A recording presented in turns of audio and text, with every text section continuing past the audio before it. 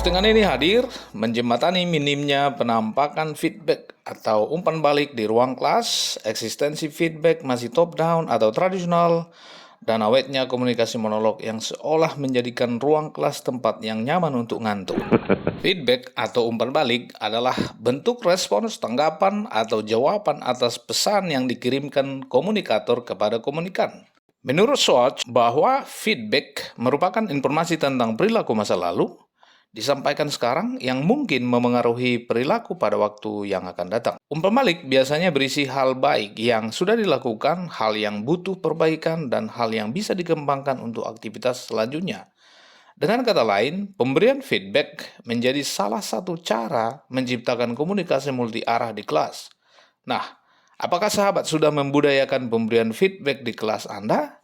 Keep watching video ini ya, biar lebih paham bagaimana menerapkan feedback dalam kurikulum mereka. Ada 7 hal yang perlu dipahami terkait cara mengubah pemberian feedback yang masih tradisional atau top-down menjadi multi-rater feedback.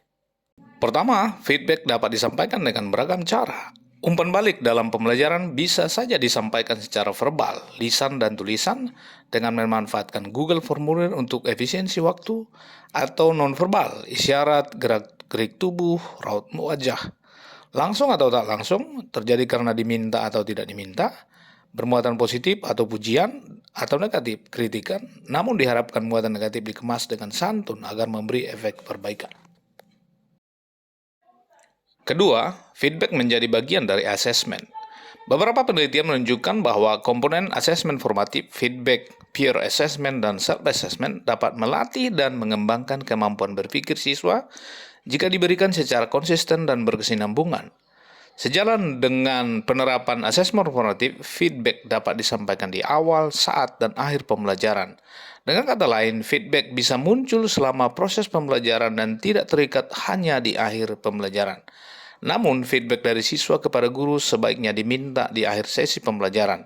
Perlu diingat, feedback digunakan sebagai alat untuk menilai kinerja atau assessing performance, bukan menilai kepribadian atau assessing personality siswa guru. Ketiga, feedback dapat diperoleh dari siapa saja. Umpan balik tradisional yang sifatnya hanya top-down sudah saatnya diakhiri.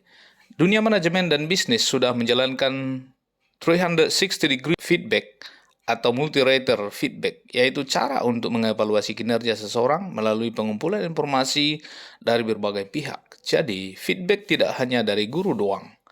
Feedback bisa diperoleh dari siswa, teman sejawat, kepala sekolah, dan atau orang tua siswa. Pada kesempatan ini kita membatasi jenis feedback atau umpan balik dari guru kepada siswa dan umpan balik dari siswa kepada guru. Feedback guru kepada siswa untuk memberikan informasi mengenai pemahaman siswa, yaitu informasi tentang kesenjangan antara apa yang sudah dipahami dan apa yang seharusnya dipahami, serta bagaimana tindak lanjut yang harus dilakukan. Sedangkan umpan balik siswa kepada guru untuk mengetahui bagaimana pembelajaran telah dilakukan di kelas, apakah sudah berjalan efektif atau masih diperlukan tindakan-tindakan perbaikan. Keempat, feedback mengusung objektivitas bukan subjektivitas. Feedback yang diberikan siswa ataupun guru diharapkan bukan didasarkan atas asumsi, interpretasi, dan prasangka, namun seharusnya didasari oleh kejujuran, fakta akurat dan kredibel, serta dapat dipertanggungjawabkan. Misalnya, seorang siswa dengan nilai ujian 50 sebaiknya menghindari pemberian pujian palsu yang kesannya mengejek dan mempermalukan, tapi menyampaikan feedback yang objektif seperti ini. Nak, nilai kamu masih rendah. Bagaimana kalau Andini mendampingi kamu belajar beberapa hari ini?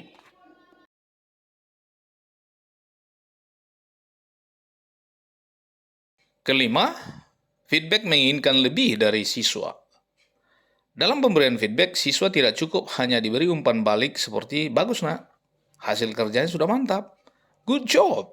Namun lebih dari itu, guru perlu mengajukan pertanyaan yang menggali lebih dalam pemahaman siswa atau dengan pertanyaan terbuka, sehingga siswa mengalami proses pembelajaran lebih bermakna dan menantang. Misalnya, guru bisa saja berkata, gambarnya bagus. Saya paham mengapa kamu menggambar sapi dengan hanya 3 kaki. Tapi bisakah kamu menjelaskannya?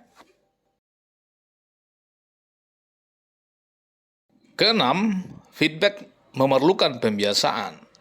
Sahabat pembelajar, seperti dipaparkan sebelumnya bahwa feedback bisa saja positif atau bernada pujian atau negatif kritikan, ya kan? Pertanyaannya, apakah siswa sudah terbiasa melakukan kritik yang santun terhadap cara guru mengajar, dan sudahkah guru membiasakan diri menerima umpan balik? Atau guru masih menganggap dirinya superior dan siswa adalah inferior, sehingga si inferior tidak pantas memberi umpan balik kepada si superior? Di sisi lain, tidak jarang guru memosisikan diri bersikap defensif, yaitu sikap enggan mengakui kekurangan dan merasa malu atas kritikan yang mungkin saja disampaikan secara ofensif oleh siswa atau teman sejawat. Padahal, fungsi dari feedback adalah untuk perbaikan. Menurut Schwartz, bahwa guru perlu melatih dan membiasakan diri sendiri, memberi dan menerima umpan balik agar siswa juga memiliki kapasitas memberi dan menerima umpan balik. Dengan kata lain, gurulah menjadi model pembiasaan feedback bagi siswa. Ketujuh, feedback diberikan secara berjenjang.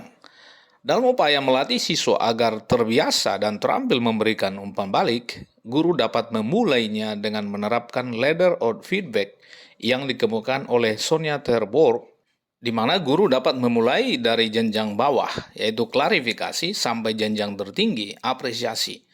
Dalam satu pertemuan misalnya, sahabat tidak harus mengimitasi semua pertanyaan atau pernyataannya sekaligus, mengingat alokasi waktu pemberian feedback yang terbatas.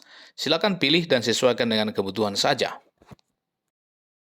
Berikut ini adalah contoh-contoh feedback yang dapat diterapkan di kelas.